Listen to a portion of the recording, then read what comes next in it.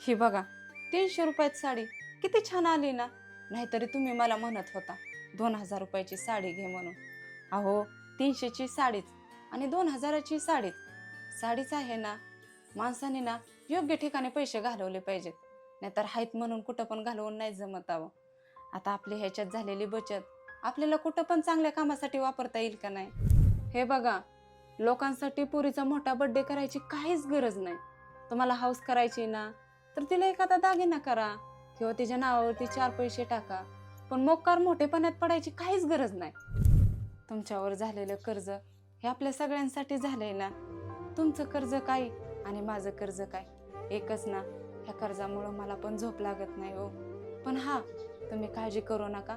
मी माझ्या परीने होईन एवढी तुम्हाला मदत करेन. जाऊ द्या हो, कामाच्या व्यापात बोलला असताना तुम्ही. आणि तसं पण माणसाच्या आयुष्यात चढउतार चालू असतातच की. मी नाही एवढं मनाला लागून घेतलं. आणि तुम्ही पण नका काय काळजी करू.